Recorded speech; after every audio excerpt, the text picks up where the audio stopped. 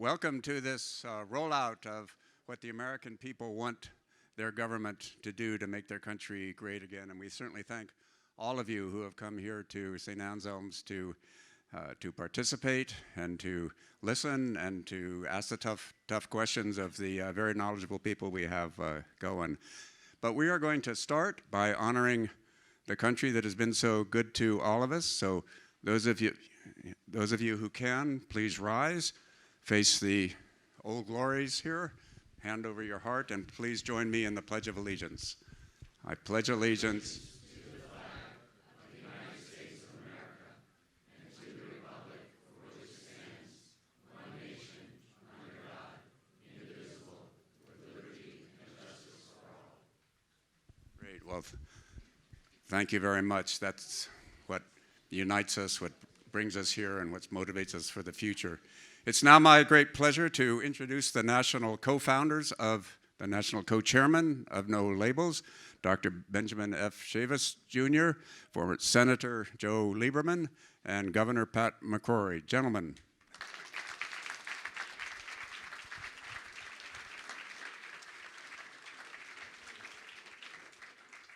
Thank you. Good evening. It's wonderful to be in New Hampshire.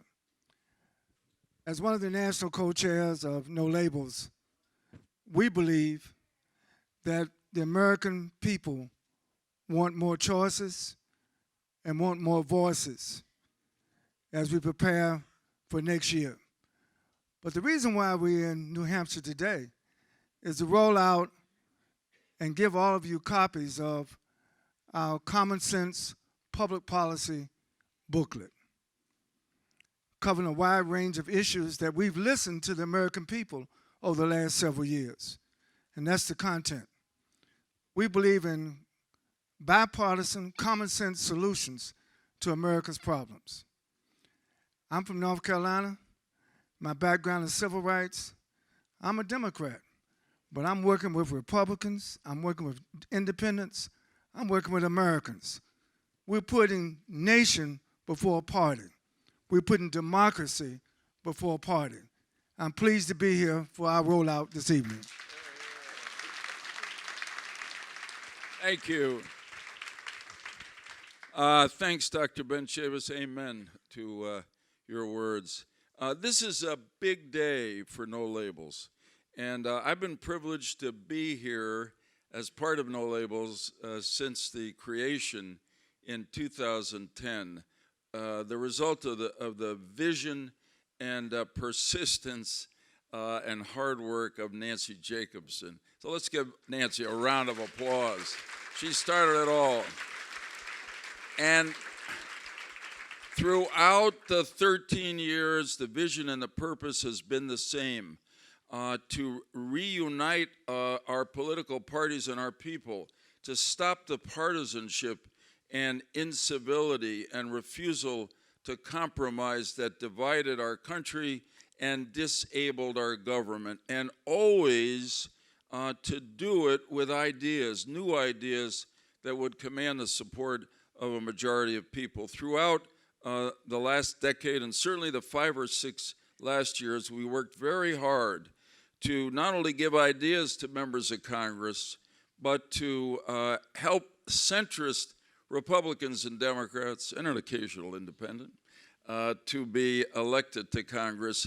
And they were, and they came together in No Labels encouraged groups, the House Problem Solvers Caucus, 60 members, 30 Republicans, 30 Democrats, the Senate Common Sense Coalition with 10 members, equally divided between the parties, and got up to 20 when it was necessary. And they have been responsible for some of the major accomplishments of the last 5 or 6 years. They broke the debt ceiling gridlock. They were responsible for the bipartisan infrastructure bill. They saw some of the more difficult COVID-19 bills through Congress, and the record goes on. Some of the most important accomplishments of the last 5 or 6 years have started in our No Labels caucus. Now This year, at the request of our members, we have turned our attention for the first time to the national election next year. And it all begins today, as it always has in No Labels, with ideas. The common sense policy agenda that we are releasing here at St. Anselm's in New Hampshire really is not the ideas of No Labels, though we embrace the concept and the idea of the parties working together. It's what we heard from the American people. We believe in doing what a lot of people in Washington don't do anymore. We listen to the people that we're trying to represent. And you will find in this common sense program much more agreement than you normally hear on a given day from leaders of both parties in Washington. I want to quote Joe Manchin. I heard him say it earlier today. I apologize if I stole one of his lines, but it was a great one. And at least this time when I quote it, I'll give him credit for it, which is that the American people are not divided. The leaders of both parties in Washington are divided. So I'm very proud of this agenda. I hope you will be excited by its vision and by its direction. We called it Common Sense to evoke the memory of Tom Paine's booklet, which 250 years ago energized the American Revolution and led to our independence and the creation of our great democratic republic. This year, we hope that No Labels Common Sense division helps to bring our political parties back together, revives our government, and reunites the American people. Thanks to Nancy Jacobson, thanks to Ryan Clancy, who listened to the American people and expressed their hopes for the future in this document, and thanks to every one of you who are part of No Labels, which give us the opportunity to make our country as good as the American people want it to be. I give you now Governor Pat McCrory. Thank you very much. We are here today because of you, the American people, and especially the people of New Hampshire. I mean, what an historic place we're in to start a movement for the majority of Americans. That's why we're here today. But we're not just here today to have one function in which we have an overflow crowd throughout this building and we say hello to you. But we're also here to begin and continue this movement. And I want to briefly tell you the steps that we're going to be taking after today. The first step we're taking today is because of the release of our Common Sense agenda. Our first goal is to influence the agenda of politicians that are coming to New Hampshire and to other states during this primary season. Because if we can influence them by this common sense agenda that we put forward, then we're making a difference in this election already. So we want to influence the agenda and shape the debate. Now, it's needed now more than ever. The second thing we want to do, and we're continuing to do, is we're going to gain, as part of our insurance policy, ballot access. And we've got a team out there right now throughout all the states trying to get on the ballot, following the laws of each of our states to get on the ballot. We've got volunteers signing up people everywhere. And sadly, we have some operatives out of Washington, D.C. who want to just keep the status quo as it is, who are trying to stop our efforts. But I'm telling you right now, it won't work. We're going to get on the ballot. We're going to get on the ballot with your help, and you've got to get the word out that anyone trying to block access to allow people to have more choice is unacceptable to our Constitution and to state laws throughout the United States of America. So that is a major agenda that we continue to have. And the third thing I want to make you aware of, and we hope we won't have to do it, but the fact of the matter is, if by Super Tuesday that we see the final two candidates, frankly, being Donald Trump or Joe Biden, the American people are saying loud and clear, and we'll measure that again come Super Tuesday, Right now, 60 to 70% of the American people are saying we can do better. That's not the choice we want. Now, hopefully, by shaping the agenda between now and then, things will change. For my party, the Republicans, for Ben's party, independents, the Democrat, and for an independent. That's our goal. But if it doesn't change and we do get on the ballot access, which we will present a president and vice president candidate on a no labels ticket. We plan to do that. But only if we see we have an opportunity to win. And we're going to be listening to the American people, and that's how this agenda was formed, by listening to the American people. This is not our agenda. This is the American people's agenda. And isn't it about time that we listen to the American people to shape our nation for the future and for the next generation? We live in the greatest nation in the world. Let's don't take it for granted. God bless you, and may God bless America. Thank you very much.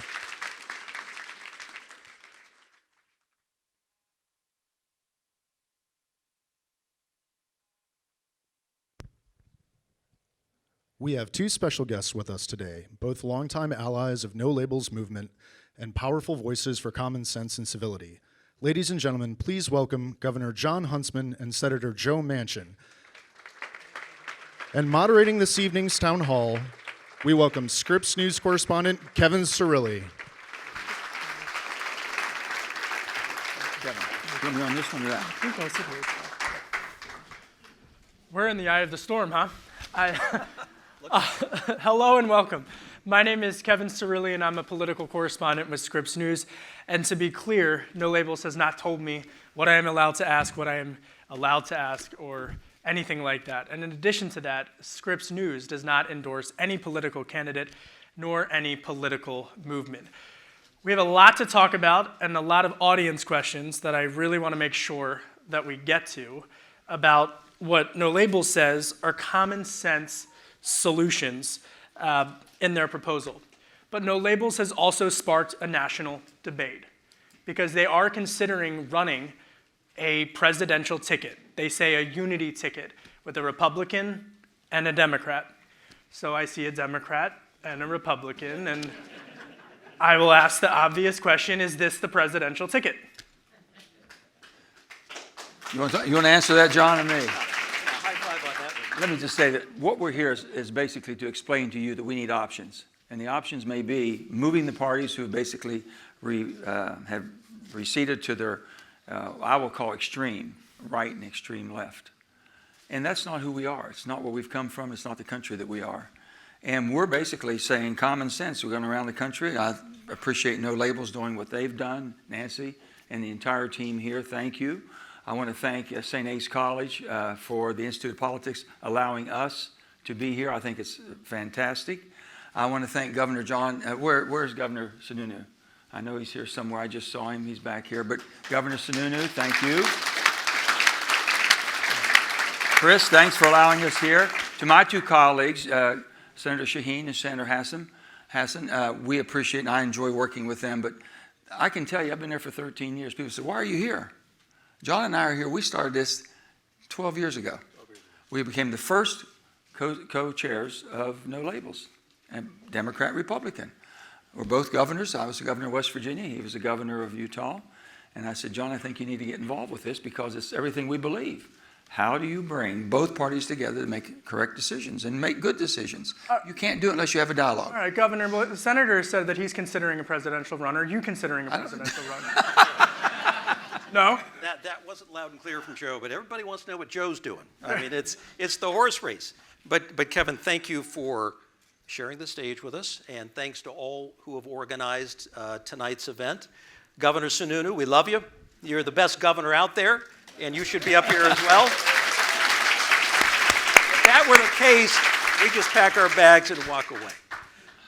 But I have to say, this is a very special stage. So for those of us who have been crazy enough to run for president before, it's not something I would recommend to anybody here in the audience. Well, thank you. It's a pretty intimidating prospect. But what you learn from the people of New Hampshire is very real.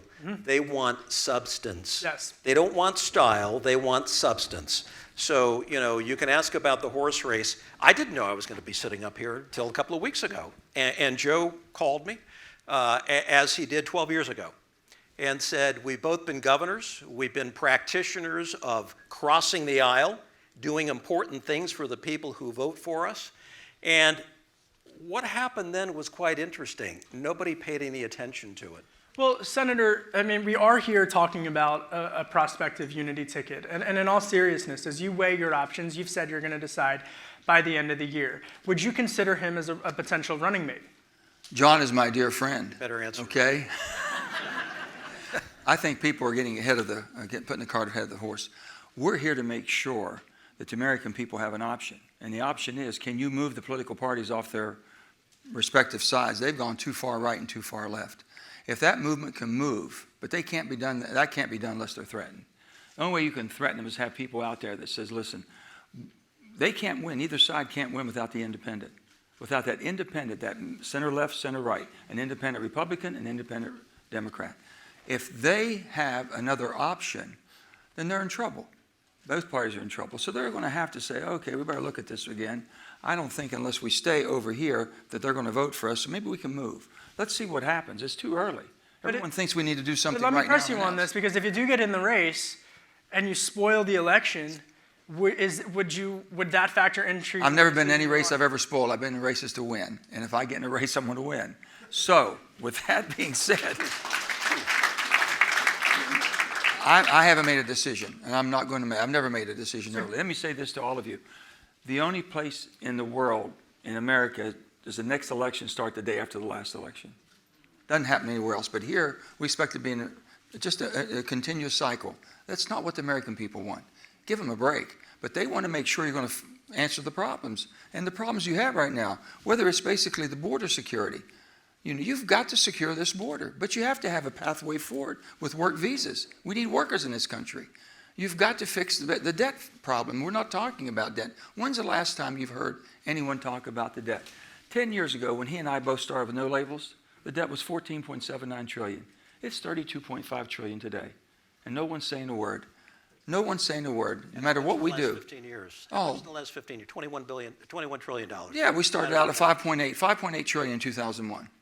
5.8 trillion. We were on a downward trend, and it shot up like that. So if you want to blame Democrats, fine, we're all guilty. Blame Republicans, fine, we're all guilty. Everyone's guilty. They're not going to change their ways. And basically, if people make you believe you're divided, don't accept that. You're not divided. You wouldn't be sitting here if you were divided. It's the politics in Washington, the business of the Democrat and Republican Party that has a better model. Their business model is better if you're divided, and basically they get you all chained up and you're ready to go, and nothing gets done. So their business model is better to be divided than united. And we're going to change that. I want to get to the audience questions, but I do want to specifically highlight this, because there are a lot of Americans who are independent voters, and they are concerned that if they were to vote for a unity ticket, that it would hurt President Biden and help President Trump. What do you say to those folks as they're considering this? You just won't let this go, Kevin, will you? Well, it's important, though. You know, this is the latest talking point. It's like the horse race. Forget about the issues, forget about the importance of expanding and enhancing our democracy. So you live in a place like China or Russia, and I've lived in both, running both U.S. embassies. They don't allow any choice. There's no participation. They're complete, pure authoritarian systems. So when I start hearing people here say, oh, well, that's not a good thing. You shouldn't do things to expand and enhance our participation in the system. It might result in A, B, or C winning or losing. I say, I've heard that before, but not in this country. Here, we do it differently.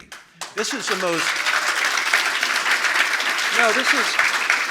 this is the most innovative, creative, smart country in the world. Take it from somebody who's lived overseas multiple times. This is the most innovative, creative, smart country in the world.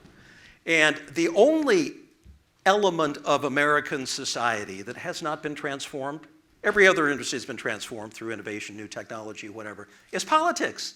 It's still the same old, same old. I mean, if we end up in 2024 with the same set of nominees, that we did 2020. I mean, is that insanity? Is that the definition of insanity or what? And that's why you've got, so what has changed from when we got together 12 years ago to today? Nobody cared 12 years ago. But in these intermediate years, there's been an implosion in trust toward our institutions and our leaders. People want more. So why is it that you've got 3/4 of the American people who say, if the outcome in 24 is same old, I think I'm going to want something different. So that brings us to today. So why is everybody here? For us, I mean, Joe, I understand, but, you know, for the rest of it. Kevin, let me just say this one thing. There's interest in this concept. What John's saying. Most Americans still believe in the American promise. Most Americans still believe in the American promise, that you can be better and have a better life and better quality for your family, and they can do better than you've done. Most of them still believe that. I know they think it's a little bit harder now. What they don't believe in is the promises from the parties today. The political parties have not delivered. They're separating you further and further apart. So can you gain it if the political parties stay where they are today? Do you think you'll have a better life, where your families have a better opportunity or a better quality? Education's not where it needs to be. We can't compete. Basically, other countries have outperformed us in education. That's not acceptable. It's not acceptable. So when you go, or Governor, put on your ambassador hat for a second, how do China and Russia specifically view the hyperpartisanship in the United States and what's happening here? Oh, they love it. So if you were to look at their internal documents to say, what do they wish upon the people of the United States? The answer would be division. Pitting American against American. Taking away any sense of e pluribus unum. Nobody even recognizes or understands what e pluribus unum is today. Out of many, one. That's what our rallying cry has always been in this country. So yes, what they want to see in this country, other than a failure financially and a failure educationally, is for us to be divided and constantly at each other. Because if you could see what I have seen, living in Beijing and Moscow, when you look 10,000 miles away at this beautiful country and its beautiful people, when we are together on the big issues of the day, we shine and radiate, and we scare the hell out of China, Russia, and everybody else. But Senator, when we're divided, it's just the opposite. But Senator, I mean, and all that sounds great, what he's saying. Yeah. But the fact of the matter is, people will they've frequently looked at moderates and they see the mushy middle, or they say that the middle doesn't stand for anything, or if the middle has to cave to one of the sides. And so what is your response to the critics who say, this sounds like a great idea, but in practicality, it can't be executed? Let me just, on the e pluribus unum, in West Virginia we have Montani semper liberi, mountaineers are always free. So you put out of many one and free on both of those and put them together, that's who we are. That's exactly what we want. We want this freedom that comes from us working together. So you're saying the mushy middle. Well, why would No Labels go to the effort to basically poll people around the country, thousands of people, input where they are to find out, are we just thinking about something that we would like to ideologically say this is where you are, or basically you tell us where you are? And I think that's what we've been able to share. Now, why do we act on that? You think that basically our finances are in good shape? No. What should you do? You want a balanced budget amendment? There could be things you could do. So many things. Debt financing. We put a piece of legislation out. We say it's going to cost X amount of dollars. Before, they wait till you get hooked, you like what they're giving you, then they debt finance it for the rest. So I know all the tricks that have been played there. I've been there 13 years. It is time to speak up and basically make sure that we're held accountable and responsible. I can assure you, both the Democratic Party and the Republican Party have benefited greatly by the dark money. And everybody's talking about dark money. They've greatly. Well, they're also talking about whether or not, specifically with money, should groups like No Labels have to be transparent about where that money's coming from? I would think the Democratic Party and Republican Party should be transparent. They got $1.7 billion in the 2020 election. $1.5 billion for the Republicans. That's over $3 billion of dark money nobody knows anything about. Nobody knows anything about. So I can tell you, if you want to change Citizens United, it can only happen in Washington. Both parties are going to have to pass a legislation that basically outlaws Citizens United. Then you can stop all the dark money. You said everyone should be transparent. So are you saying that No Label should follow? I mean, what is happening is what everybody else is doing. It's just the norm with 501c4 organizations. You're asking me if that's right or good. I say, no, I don't think it's right or good. I think there should be transparency and accountability and all things. But that's not the way people play the game. What Joe's talking about, billions of dollars run through the major parties, hidden and dark and all of that. And I've heard this, that we are, a dark money organization. The fact of the matter is the system sucks. It's broken. I mean, you could get a group of good Americans together, all of whom with an IQ over 85, in a room together, and say, does the way we finance campaigns make sense to you? And nobody would agree that how we're doing it today makes sense. So in the true American tradition, we will evolve, and I hope we heal our wounds and we fix this glaring error in how campaigns are run by campaign finance reform. I was with John McCain, whose campaign I co-chaired, and came to introduce him here in the state many times in 2008. I loved him. And I was a proponent of what he was trying to do with campaign finance reform. Reviled and hated by a lot of people, but I think it's time we get back to a rational and sane discussion about how we go forward. So let me say one thing. You said it's mushy, the middle's mushy? I said, what do you say to people who say the middle's mushy? Well, I can tell you, myself, I can speak, and I can tell for No Labels, that they would change Citizens United overnight if you could. But that only happens in Washington, so I'll be one vote. I would vote to overturn Citizens United and make it the law of the land that you cannot have dark money into politics. All right, I want to get to our first audience question, and I believe we have a microphone somewhere in this room. Yes, right over there. And if you could please state your name and where you're from, as well as your question. Thank you. I'm M. Friedrichs from Durham, New Hampshire, originally from Exeter, New Hampshire. And I'm worried about the flooding and the tornado watch that was right here in Manchester and all over New England this week. And this extreme weather is from more carbon in our atmosphere caused by burning more fossil fuels, like the Mountain Valley Pipeline that Senator Manchin did take as kind of a special interest and fought very hard for tooth and nail this past year. And so my question is, are taxpayers going to be the ones burdened with this, or do you agree that fossil fuel companies should be responsible for the mess they created and fund cleanup of climate crises or climate disasters? I'm happy to speak to that because I believe in an all-in energy policy. This country cannot run unless we have an all-in energy policy. And basically 65 to 70% of your energy comes today from fossil. Can we use fossil cleaner? Yes, we have. We've cleaned up the environment more in America in the last 2 decades than anywhere else in the world. Most of all of your pollution right now in the next 10 years will be 90% from Asia. India and China are spending and using more of this without the constraints that we have. Low NOx boilers, scrubbers, baghouses for mercury. But with that, we're investing more in new clean technology, carbonless technology than any place else in the world. With the IRA bill, that's basically going to say we're going to have the fuel that it takes to run our country. We're the superpower of the world. We can't be dependent on foreign supply chains. And we can do that better. We couldn't help our allies. And let me tell you, with the Ukraine war, it showed you what Putin can use for energy. He used energy as a weapon. You can't get caught like that. Now, in a perfect world, you can have whatever you'd want energy-wise if it could do it. We don't have renewables that'll run 24/7. You want electricity 24/7. You want your heat. You want all that. The Mountain Valley Pipeline put 2 billion cubic feet into the marketplace within 6 months. It's been held up forever. Up here, you pay some of the highest prices. Why should you pay 6 times more than those and us down in the southeast, I guess, south Mideast?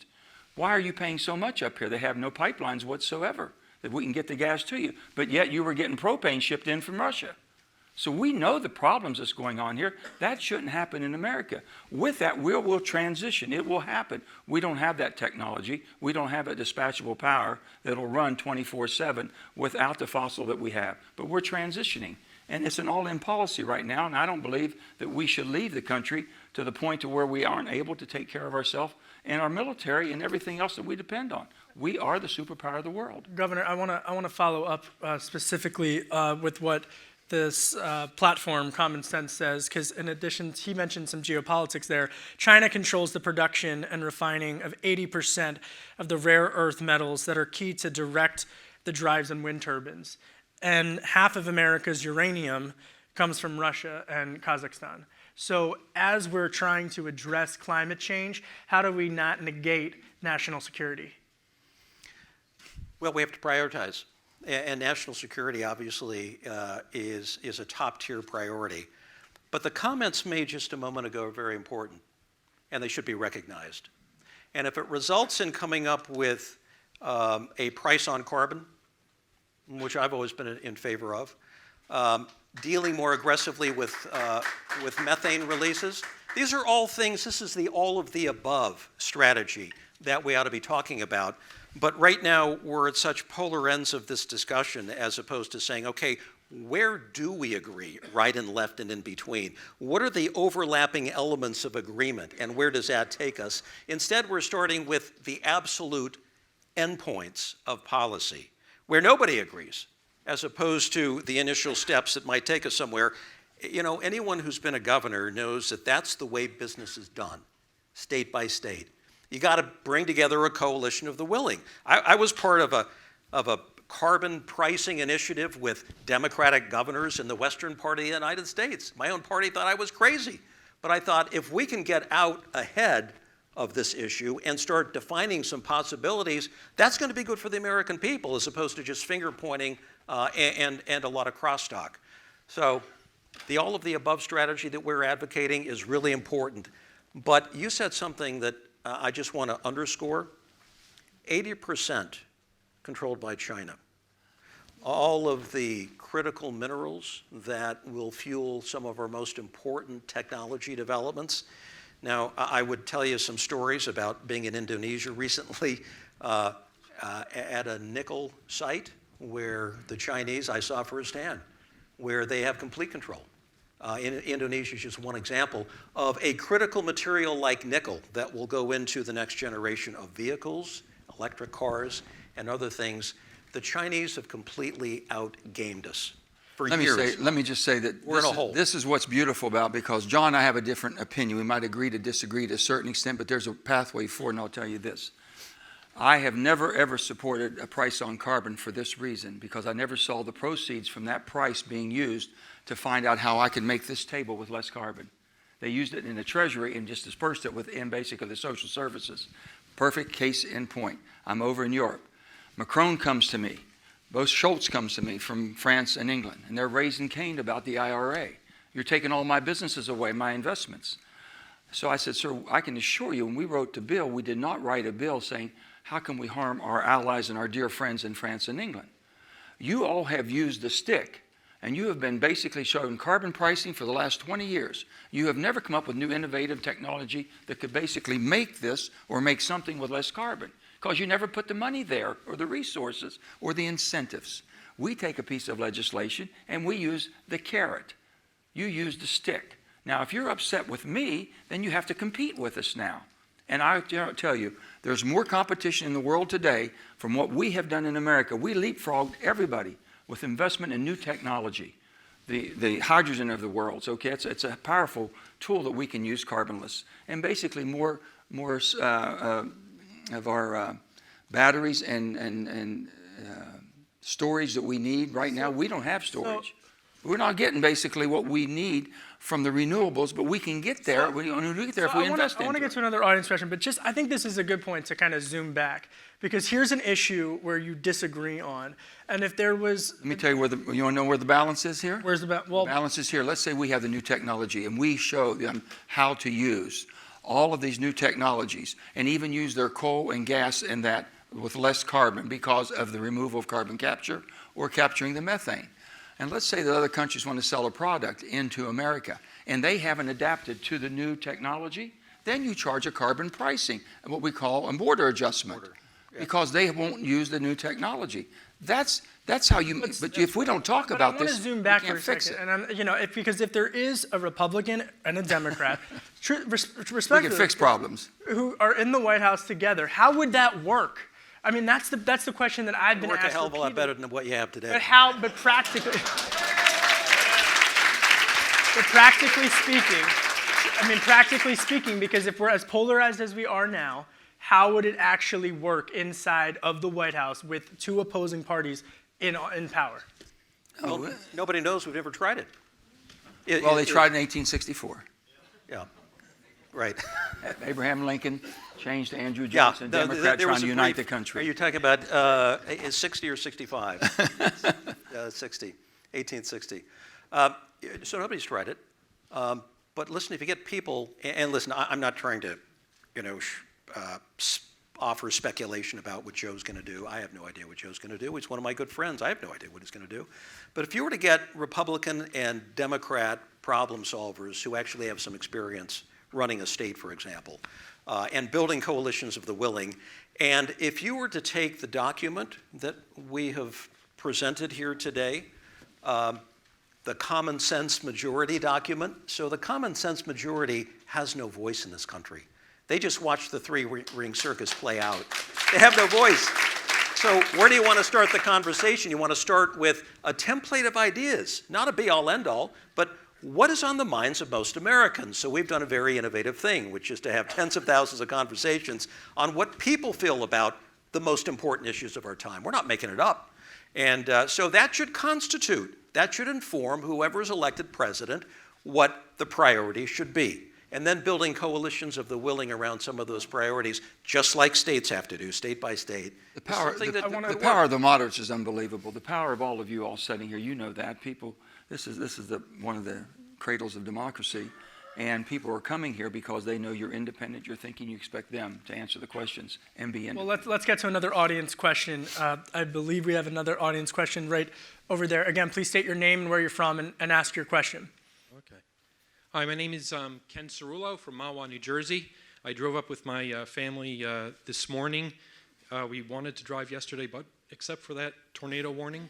So my question is this, and I also want to thank No Labels for organizing this event, and I want to thank the special guests, Senator and Governor, for being here. It's appreciated. As a father of a 3- and 5-year-old, I'm concerned about the out-of-control federal spending, the interest payments that correspond to that debt, and how it will affect my daughters and future generations. What will the No Labels candidate do to solve this political problem that has, with both parties kicking the can down the road, especially with regard to entitlements? First of all, the balanced budget amendment would do that. John and I both had to live under that. Can you imagine governors actually have to, by law, they have to balance their budgets? Every Tuesday morning, every Tuesday afternoon, I have my finance team come in. And they say, this is what your estimates are, and this is the changes you have to make or adjustments. We'll wait one more week, then you have to call the shot. So we know what it's like to live within that framework. We didn't have a printing press downstairs, okay? We couldn't debt finance at all.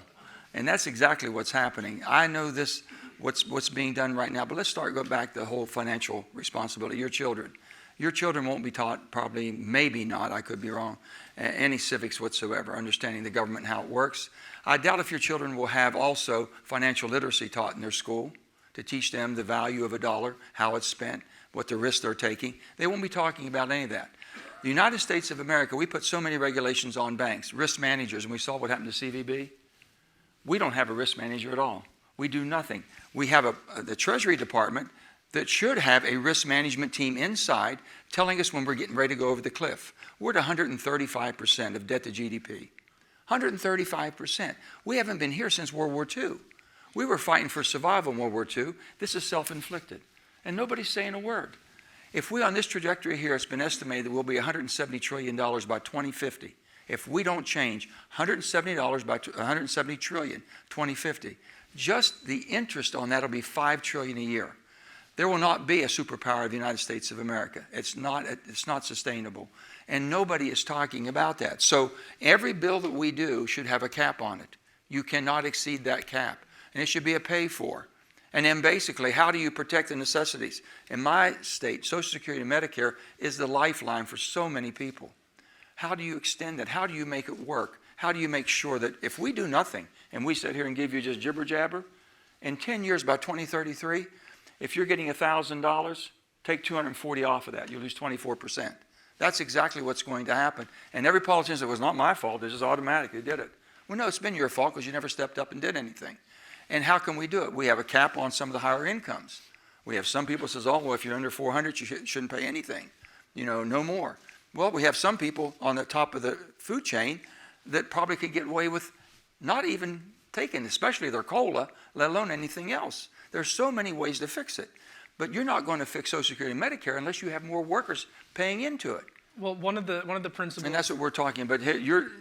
I'm concerned about my grandchildren and your children, because I can assure you, Mike Mullen told me this, the Joint Chiefs of Staff, he was chairman of Joint Chiefs of Staff, my first Armed Services meeting.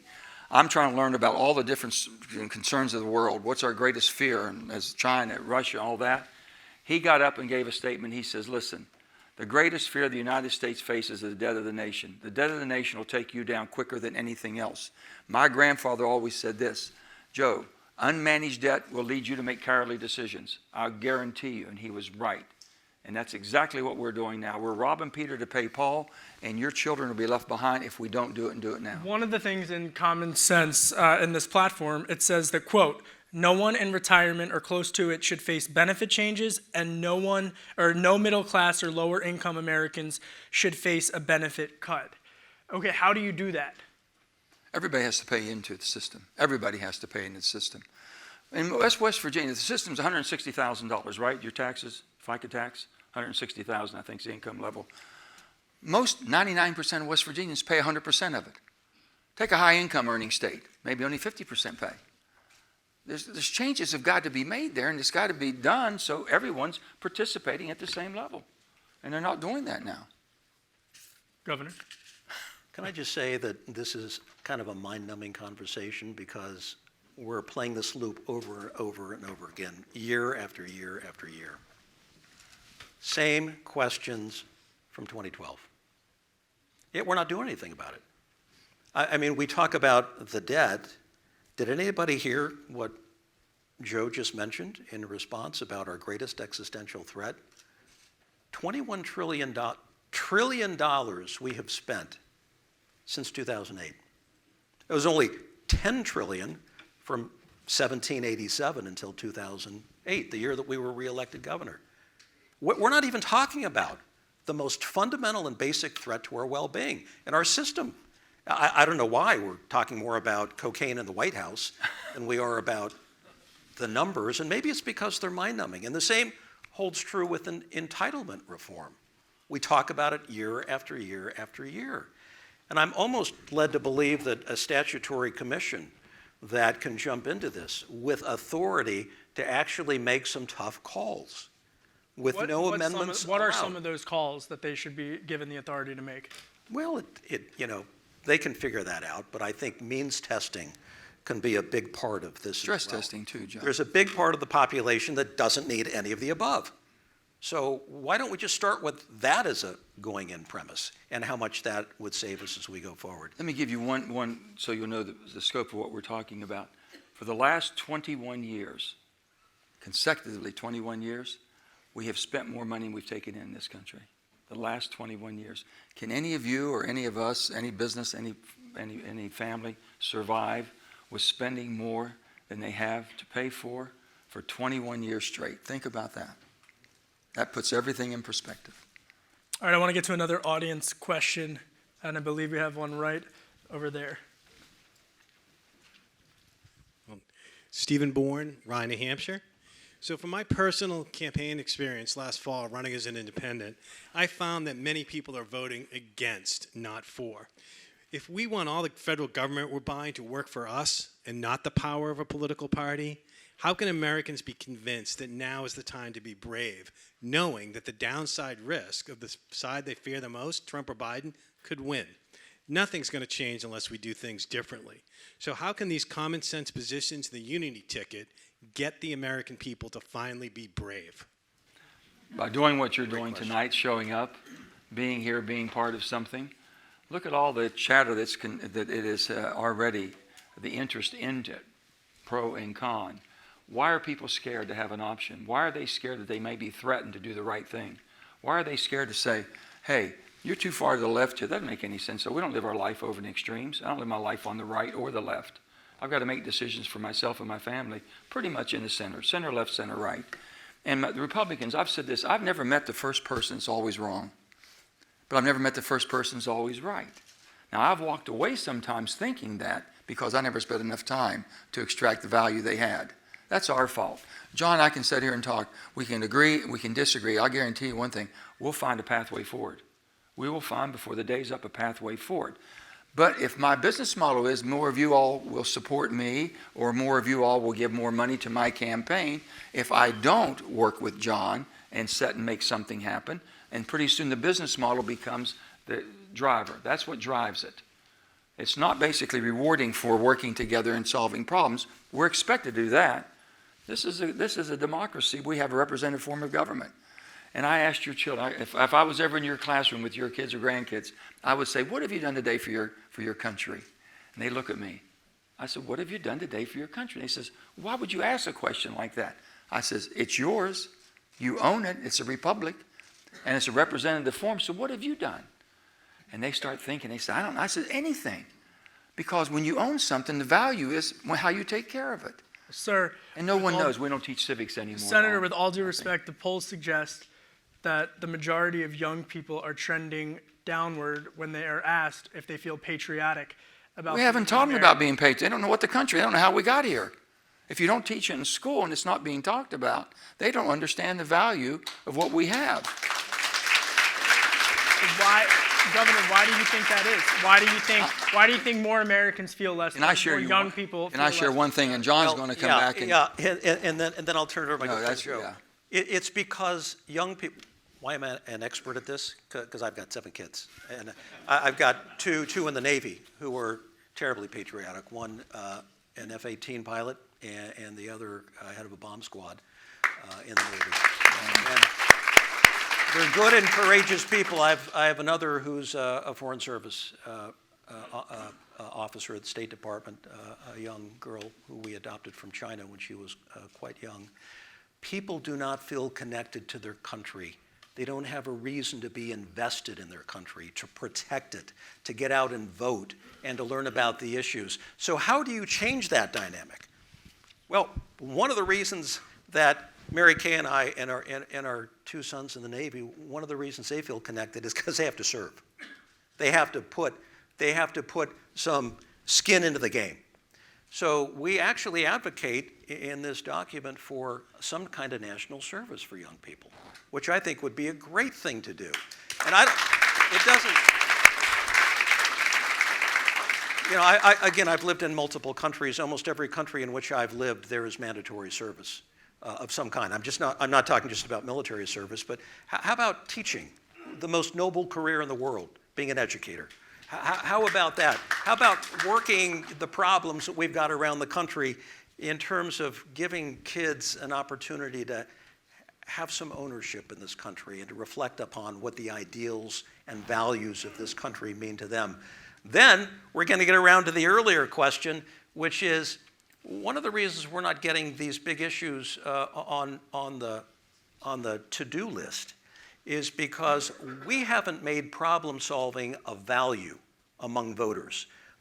So politicians respond to signals, right?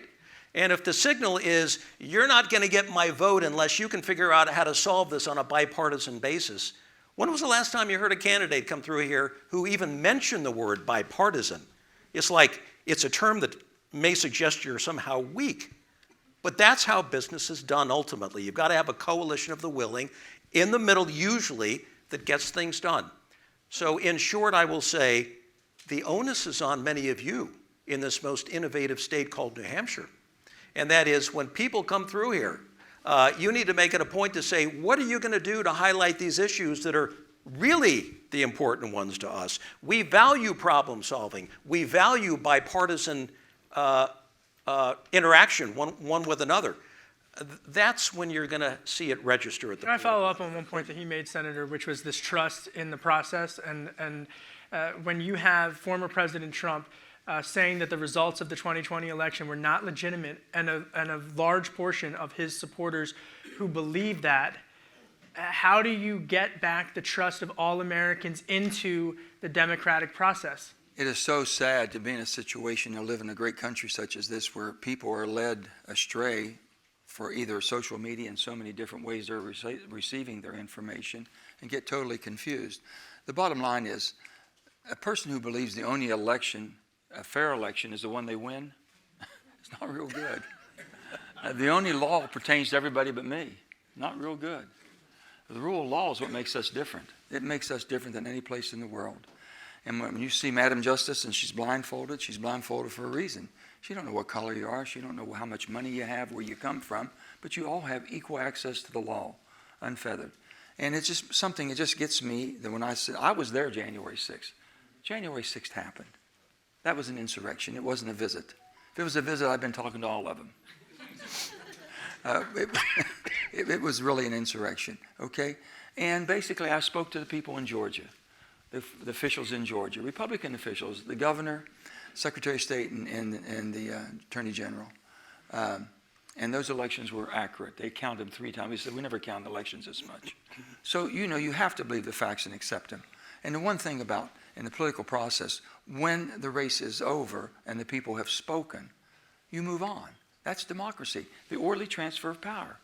And that's what the whole world is watching us.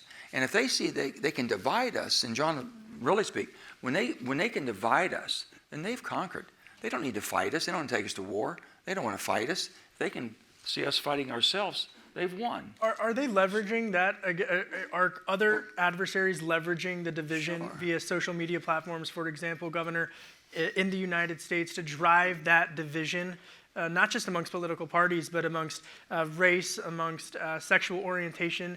Are they trying to instill hate into the democracy? So the name Yevgeny Prigozhin is well known to everybody now. The person who ran another insurrection in Russia. So Yevgeny Prigozhin was Putin's chef. He ran a restaurant in St. Petersburg, and later was given the military food contract, which made him a billionaire. But what a lot of people don't know is that Yevgeny Prigozhin, in the neighborhood of St. Petersburg, where he is from, also ran some of the darker operations that Putin sent him to do. So the black box operations that Prigozhin has been famous for, including the troll farm outside St. Petersburg. So when we read Facebook and Twitter, a lot of social media, and we see these the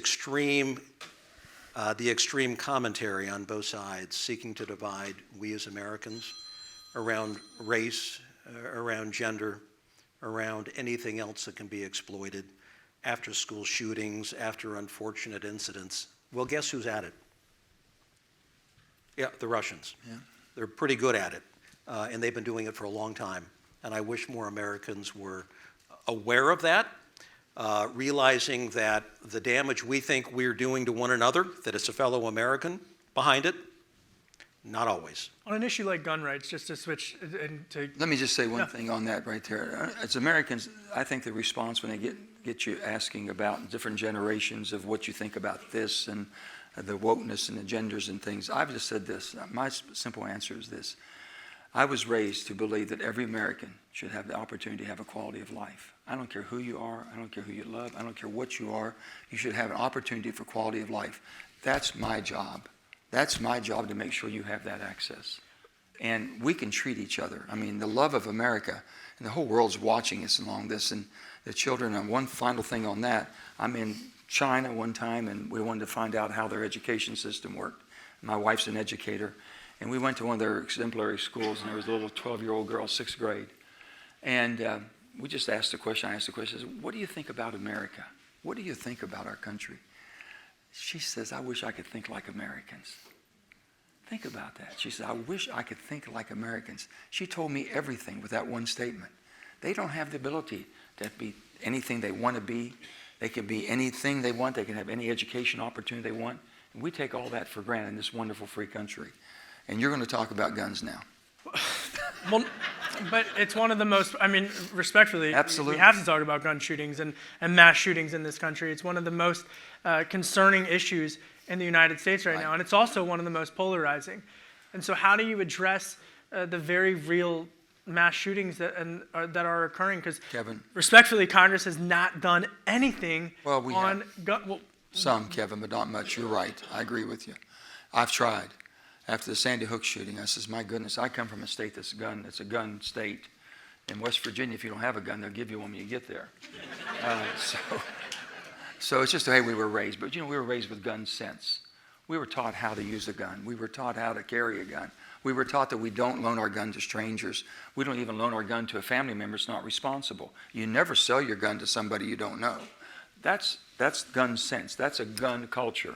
Now, all of a sudden, we've opened this thing up. And I kept thinking, where did this happen? So to have I've got grandchildren, 10 grandchildren. And I have my daughter, who I know she flinches every time she sends her kids to school now. School should not be the killing fields. We should not allow this to happen in America. But with that being said then, the people that we know and the people that we should know that are absolute criminals or are going to do heinous crimes or have mental illness should not be allowed to have access. We have to do a much better job. Some of this, basically, I'll give you the gun laws of 1934. Remember all the machine guns back then? We see the movies and everything. In 1934, they didn't outlaw the machine gun. You can still buy one. It's very difficult. It's very costly, but you can buy one if you're a true sportsman. We've never had a mass killing with a machine gun. But now we have all of these others. So maybe there's things that we could do that making sure that the people, the most dangerous people, can't get their hands on it, and the people aren't basically restricted about what they want to buy as long as they're buying it for the right reason and they have the competence to do so. So there's a balance here to be had, and everyone's talking about elimination, this, that, and everything else, and the Second Amendment comes up. But the bottom line is we must protect our children, and to have America, what people are seeing across the globe, what's happening in the streets of America, is basically they're winning the battle, the same as the drug cartels are winning it, and same as China's winning it, saying the precursor to fentanyl into there and killing 60,000 Americans every year. So how do you make the schools safer, Governor? Especially when there's such polarization on an issue like this. This is a heartbreak of an issue. The violence, the tragedy, the way it plays out, the way it impacts we as Americans when we see this happen. It is a heartbreak. What we're not speaking about seriously enough is a mental health crisis that exists in this country. And it's only been supercharged by COVID. And I'm involved in building a mental health institute out west in Utah. And we've got a big problem on our hands. How we get more mental health awareness into schools, how we get it into rural areas where we have suicide rates, sadly, among some of those who have served in uniform, our veterans, it's off the charts. And I think a lot of this over time could be avoidable, but we need early detection and recognition. We need enough mental health support to be able to deal with serious cases when they've been identified. We need insurance policies that actually recognizes mental health on the same plane as physical health. And right now there's a huge gap. So a lot of untreated cases, things that people don't even want to talk about because of the stigma. I want to get not even being addressed. I want to get to another audience question, and I believe we have yes, right over there. My name is Jeff Erickson. I currently live in Bow, and to make Governor Huntsman's Day, I am formerly from Murray, Utah. My question, over the last decade, we have seen many enlisted soldiers pass on renewing their contracts as they don't see the military as a viable career, or people who want to serve get turned down for service because of a broken appeal system to get waivers for certain medical conditions. If either one of you were president, how would you come together with both political parties in order to fix this issue? The only thing I can speak on the military, and the greatest recruitment I have seen is from the ROTC, junior ROTC all the way up to ROTC into the college system, paying for education. A lot of the families have a tradition, and a lot of our military is served by family traditions. You might have first, second, third, fourth generation. We have Admiral Blair here. He could probably speak to this better than anybody. But we're having a challenge right now. And the bottom line is that education attainment, okay, criminal codes, some types of violations you might do as a youth and can't get them into the military arena. We can look at all of those things. But the bottom line is we cannot allow the readiness and quality of the men and women who serve to be relegated to basically a lower standard. That's what keeps us different than any place in the world. We have the most professional military. Now, when I was going through the time they were drafting, everybody was getting drafted in that, but they've come to the conclusion that we're going to have a professional military, well-trained, well-paid, well-disciplined. Now, if that's not working, the only people who are meeting their quotas right now are the Marines. They're still very, very attractive people, that macho Marine. Whether it be a man or woman today, they want to be involved. That's a calling. But we're having trouble in all of our others. But we're still doing well. Now, with that being said, National Guards, the National Guard of today is not the National Guard of your grandfathers or father. These are professionals. They're professionals, and they're ready to serve, and they've been filling a gap all over the world. So there are so many things we can do. There's a thing called Challenge Academy. I don't know if you've ever heard of this at all, but Challenge Academy is where they take wayward children, and we put them into basically, it's a boot camp, and it's run by the National Guard. And while I'm so proud of this, because I was such a big proponent in West Virginia as governor, we just had a kid who would have been going to juvenile, probably end up in prison, now going to go to West Point. Went through the Challenge Academy. It's unbelievable as far as turning people around. But we have to make it basically the patriotic duty that we all have to serve. And when John talked about national service, every 18-year-old should give 1 year of service of some kind to this country, somewhere, somehow, 1 year of service. And we're talking about, could be military, could be healthcare, could be education, it could basically be welfare work, could be an awful lot of things where we have basically a void all over the country that people need assistance, especially in rural states. Yeah. I want to recognize Admiral Blair, who is here, Right here. as Joe has, one of my heroes and somebody who has served this country so valiantly in so many capacities. To have him part of No Labels, as with Dr. Ben and Joe Lieberman and so many others, is just such an honor. So I would say that, first of all, we should not let recruiting and retention become a crisis within this country, as it was after the Vietnam War. So I'm old enough to remember the post-75 period and the rebuilding that had to occur. I think a lot of people in this country are weary of 20 years of war in the Middle East, failed deployments, execution of strategies that went nowhere. And I think in some cases it's been a turnoff to people because we have not deployed wisely in some cases. And we have squandered resources and lives have been lost. So we don't need to go more into that. But what I hear from my own sons who are well into the system and what I hear from their colleagues, and sadly many of them are thinking about leaving early. Not because they aren't the best in the business, but because sometimes the military doesn't do a very good job of connecting talent with opportunity. You're stuck in a pipeline, you have to do your time, you got to check the boxes as you go. It's sometimes a very bureaucratic exercise. So in a time of war, you can't do that. In a time of war, there are battlefield promotions where things move rather expeditiously. But I fear that we could be entering a period where there's a downturn, more than we're seeing already on the recruitment side, and the numbers coming out of the Army most recently have been a little alarming. But I think the military does need to reform itself within. It's a great meritocracy. It's a colorblind organization. It does some greatly innovative things. But moving people along, matching talent with opportunity, sometimes is not done in ways that keep people in the system when there's so much outside trying to pull them away to more lucrative ventures. Sir, do you feel your question was answered? All right, I think we have one more audience question, and then I want to wrap things up, but I believe we're right in the back, please. Yes, thank you. Hi, thank you for coming back to New Hampshire, Governor, Senator. Thank you. I am from Hollis, New Hampshire, but I grew up in Pittsburgh, Pennsylvania, so West close to Virginia me. is sort of like a beloved neighbor. You Steeler fan still yet? I won't say. I understand. Claim the fifth. How's that? My name is Dr. Laura Landerman Garber. I'm a clinical psychologist, and I appreciate what you said, Governor, about the mental health crisis. So I'm going to tweak my question a little bit. As you all know better than anybody, so many political discussions reveal a partisan ideology, we'll say.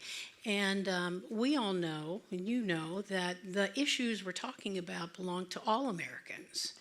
And as a clinical psychologist of 40 years here in the Granite State, I sit with people who are struggling with mental health issues and challenges.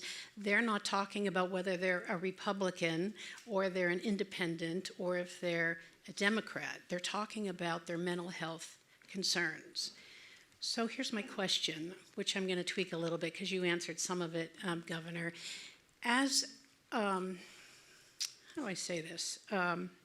As a culture, as a country that has a national mental health crisis, and I would say it's profound and we're in it on a marathon level, we're not doing a sprint, where 22 veterans a day plus and their military warriors or families are committing suicide. So while we're here for 2 hours, that's 2 of our veterans who are already gone. And 1 out of 3 adolescent girls in high school are considering suicide and are depressed and anxious. I was going to ask some of your concrete plans from a common sense perspective, but I guess I want to ask, would you be willing to start or create a 4-year mental health commission with the option to renew and have a mental health czar? And this would be a mental health, multidisciplinary mental health commission. From my standpoint, from Congress's standpoint, we should, because basically, I grew up when there were institutions. Do you remember about the institutions? And then they deinstitutionalized in the 80s, late 80s, I think, when that went by. They went to group homes. They said it was not humane having people in a institution.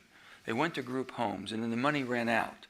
And then they became homeless, and then crime set in. It was mostly around mental illness. We all knew that.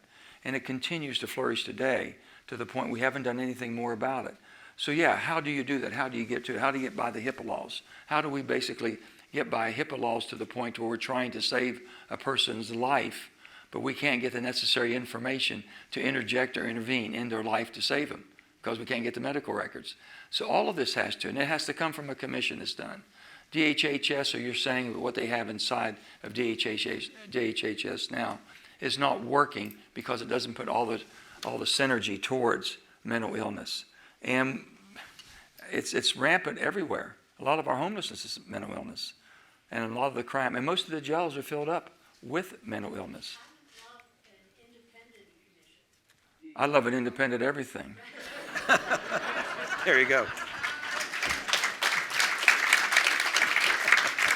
But no, I would have, if we could talk after this, I'd be happy to take your information. It's very, very helpful and needed, very much so. Yeah.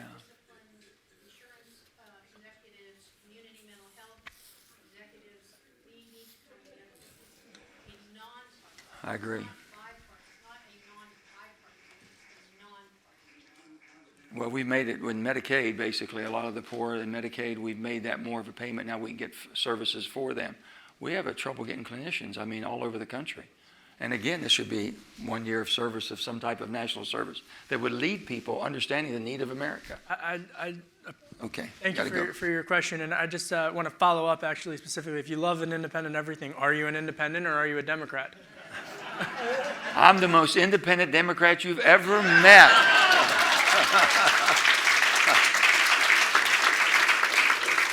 He's getting closer to the edge. As that great Yes album used to say, closer to the edge.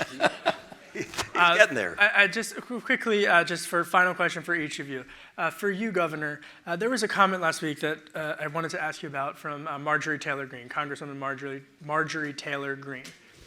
And she proposed that the United States withdraw from NATO.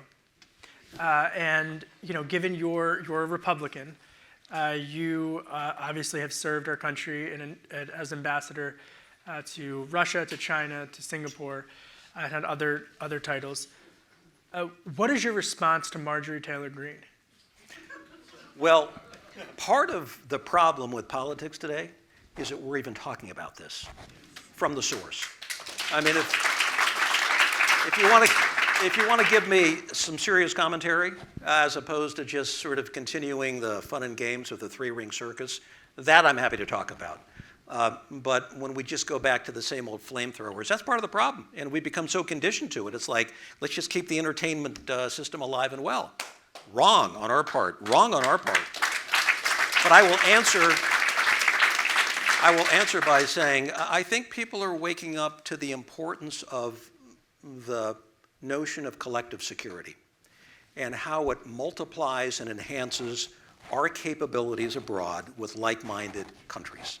So do I wish that more NATO members paid up 2% of their GDP in support of their defense? Of course. That should be mandatory, and for whatever reason, that's falling behind. But I think there's been a huge wake-up call in recent months. I never thought I'd live long enough to see Finland in NATO. Sweden. I live long enough to see Sweden in NATO. I mean, this is like mind-numbing.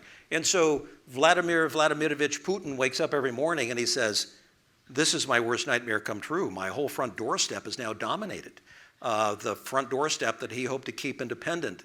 And through his black box of tricks, keep them destabilized so he could control them, much like is happening in Ukraine and Georgia and Moldova.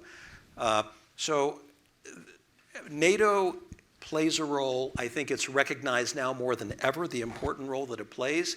And I hope that through this chapter, that the good people who are in Europe, members of those NATO countries, will see fit to actually start funding some of their own defense. If I can say one thing along those lines, I truly believe that all 435 people that are elected to Washington want to do good. It's too hard of an ordeal to get through not to want to do good. And why the system basically rewards bad behavior is beyond me. And that's the problem. Someone like people you can talk about, I think there's good there. And Fred will tell you, Fred knows him. Fred Upton's worked with everybody, and he knows what's going on out there. And Joe's here, I think, another congressperson. We've got them all here. They truly have good and have a lot to offer. But if you continue to reward people for bad behavior, it'd be like having your kid. The longer they scream, the more trouble they get into, the more you reward them. They're not going to get better. And that's the problem. That's where No Labels comes in and says, listen, stop all this. Come on. And I'm of an age that I remember, and everything that John Kennedy I read about and said and heard, his speech, ask not what your country can do for you, what you can do for your country. We're turning into to where the psychic of the nation is, how much more can my country do for me? We're not going to make it. Your children and grandchildren aren't going to want to live in a country when they're expected someone else to do something for them. And that's why things we've talked about today, things that are in the common sense that the No Labels has worked. Andy and them have worked so hard. Andy Bursky and them have worked so hard on this, and all of you. I can't thank you enough for allowing us to come and have this discussion, because we can talk about the real problems. We don't have to villainize the other side just because they might think different than I do. And I'm not going to campaign against a sitting colleague. You send whoever you want from New Hampshire. You've got 2 great senators, and you've got Congress people. I'm going to work with whoever you send. And they all are here to represent you, and I'm here to represent West Virginia, but I'm truly an American first. If my country does good, my state's going to do pretty good. And this is the final question for you, Senator. We are in New Hampshire, and we are with New Hampshire voters, and you have said that you are considering running for president. And I'm not, no, but I got to give him credit. God darn it. I got to give him credit. You're not going to be I love you, Kevin, baby. Let's go. In all seriousness, but truthfully, what goes in, because, I mean, this is the most important job in the world. What goes into that decision? If we're able to basically show with how many responses, Nancy, 10,000 or more surveys across the country, more than that? 50,000 surveys across the country. We'll do 50,000 more surveys. If we're showing you the common sense that most Americans want to be governed by, and neither is doing that, and we can't push them back to the middle, that'll be a time to make a decision, whether it's me or anybody else. We're not here. I'm not here running for president tonight. I'm not. I'm here trying to basically save the nation. I'm concerned more now than I've ever been concerned in my lifetime. I have 3 children and 10 grandchildren, a tremendous amount of friends and colleagues. I'm concerned and they're concerned. But I'm in a position where I had a woman one time say, Joe, you don't know how bad things look. And I said, really? She says, yeah. And I said, make sure I understand. You're talking about politics. Yes. You're sitting at home after a good dinner, sitting down watching television and saying, my God, that's awful. Try it from my seat. Try it from my seat. And then have to go through. So yeah, I want to do things. My vote is very unpredictable because I vote on the facts. If it makes sense and I can go home and explain, I'm going to vote for it. If I can't explain, I'm not. They can't pressure me. They've tried. They've done everything they can. They can't do it. I told them one time, we'll play Russian roulette, load all the bullets, and pull the trigger because I'm not changing. I know what's coming, and I'm not changing. So you have to have the backbone. You know why? I'm not afraid of losing. The sacrifice I make for I'm not afraid to lose. Thank you both. Thank you. Thank you. Thank you all. Thank you. Thank you all for joining us here in Manchester, and for those of you that were joining us live on our stream. This is just the first in a series of town halls that we will be hosting around the country. And I would just say, the folks here, the fine folks at St. Anselm's, New Hampshire's Institute of Politics said they have never seen such a crowd at an event. We are in a multiple room of overflow situation. And so we are going to have our speakers go and meet briefly with all of these fine folks that were not able to make it into the room tonight. And then we'll be right back with our speakers to say a few words to the press. Thank you, everyone.